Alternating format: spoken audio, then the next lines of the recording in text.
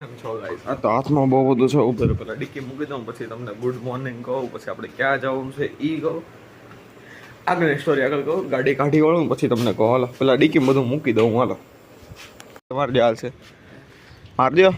Guys ગાડી કાઢી વાળી છે. હવે એમાં એવું છે કે બેનને લેવા જવાના છે. પહેલાં તો ગુડ મોર્નિંગ દાદા કહે. દાદા ગુડ મોર્નિંગ કહી દો. તો કોણ છે? ગુડ મોર્નિંગ કહી દો એમને. બોલી દે. કોણ છે? કઈ નથી, વિડીયો ચાલુ છે. એમને એમ છે કે હું વિડીયો કોલમાં કોકને વાત કરું છું. Good morning. બેનને લેવા જવાના છે. સવારમાં પપ્પા મૂકી આવ્યા હતા. હજી 2-3 કામ બતાવવાના છે. હું મોઢે રૂમાલ બાંધી દો, પછી આપણે સીધા.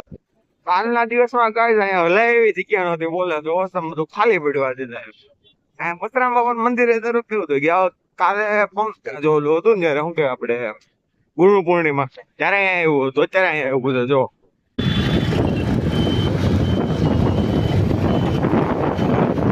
ખાલી પડ્યું. હાવ ગાઈસ બેનને લેવા આવ્યો, પણ ફરી એકવાર હું મોડો છું અને હું વહેલો છું ને બેન મોડા છે. હવે અહીંયા છે ને 15-20 મિનિટ એમને ઊભું રહેવું પડશે. મને એક વાત ખબર ન પડી. હું અહીંયા ખબર છે પહેલાં 2 કે 3 બ્લોક પહેલાં હું અહીંયા હાલવા આવ્યો હતો ઉપર. પછી ત્યારે મેં ડિસાઈડ કર્યું હતું કે હું દરરોજ હાલવા આવીશ. પછી ટાઈમિંગ એવો એટલે આમ થઈ ગયો કે અહીંયા હાલવાય નથી આવતું, બેનને મૂકવાય નથી આવતું. પાવરમાં જાગીને બેનને મૂકી જાય દરરોજ. હું ખાલી લેવા આવું ક્યારેક ક્યારેક ગીત થઈ ગયું છે હવે. પણ હાલવાની મજા આવે. તેડી આવ્યો તો ઉપર ત્યારે બહુ મજા આવી. ઠંડો ઠંડો પવન ચાલુ હતો ને મજા આવે. ત્યારે તો કેવું થયું ખબર, હું જસ્ટ હજી ઉપર હાલવા આવ્યો ને વરસાદ ચાલુ થઈ ગયો. મારે જોડે એક ભાઈબંધ હતો. પછી 15-20 મિનિટ હાલ્યા ને પછી હવે એમ થઈ ગયું કે હાલો લ્યો હવે ન હાલે. પછી નીકળી ગયા. બેન આવ્યા પછી વિચાર્યું હવે હજી તો મારે છે ને 2 કામ પતાવવાના છે. પહેલાં તો બેનને લેવો એટલે સીધો પપ્પાને ફોન કરવાનો છે કે બેન મળી ગયા છે.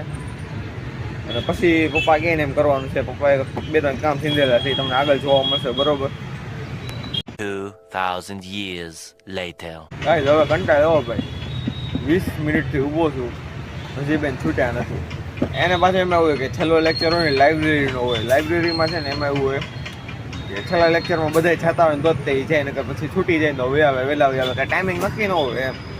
હવે હું બહાર એમને ઊભો છું, કંટાળું છું. પાછું મારું રિચાર્જ આજે જ પૂરું થઈ ગયું છે. નકરે ફોન બોન ઘુમેડવી કાંઈક કરીએ. પાછું કેવું થાય ખબર, હું જ્યારે ઘરેથી છે ને ઘરે હોઉં ને ત્યારે ફોન આવી જાય કે હું વહેલા છૂટી ગઈ છું, મારે 2-3 વાર એવું. પછી મારે ઘરેથી ભાગ આવવાનું. કંટાળી હાલો બહાર. ગાઈસ બેનને લઈ લીધા હતા બધો. પણ હું છે ને મારુતિ કોલેજ આવ્યો હતો. કેમ કે બેનને એક ફ્રેન્ડ છે ને એમનું પૂછવાનું હતું. એ પૂછી લીધું. બીએડનું પૂછવાનું હતું, બીએડ કરાવે છે કે નહીં. બેનના ફ્રેન્ડ કાંઈ ના પાડી છે. હવે પપ્પા આગળ જવાનું છે.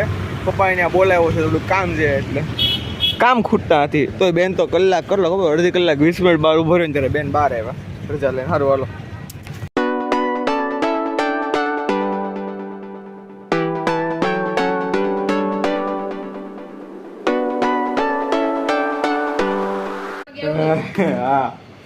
હા ગાઈસ ઘરે આવ્યો હું. પછી આ લઈને આવ્યો જો. આ છે ને માલ. પપ્પાને છે ને થોડું ડોક્યુમેન્ટનું કામ હતું, પણ હું તો કોલેજ ગયો હતો ને ત્યાંથી થોડુંક માલનું કામ હતું. માલ લઈ લીધો. પછી હવે એવો કેવું થયું ખબર, અમે આવતા હતા અત્યારે હાફી ગયો છું. ચડાવ્યું માંડ ચડાવ્યું.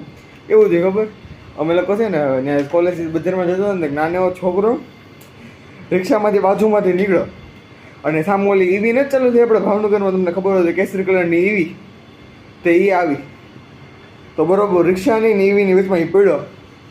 બચી ગયો. બોલો નથી સાહેબ, ટાયરમાં આવી જાય બિચારો. ખાવા નાને એવો એટલે ખબર 7મું કાં 6ઠું ભણતો હોય છે. પછી કોઈ હારવા રહીને એકલો સાયકલ લઈ. હવે તો એ સારું થયું, કાંઈ થયું નથી. હવે ભૂખ લાગી છે, થાકી ગયા છે વ્યવસ્થિત.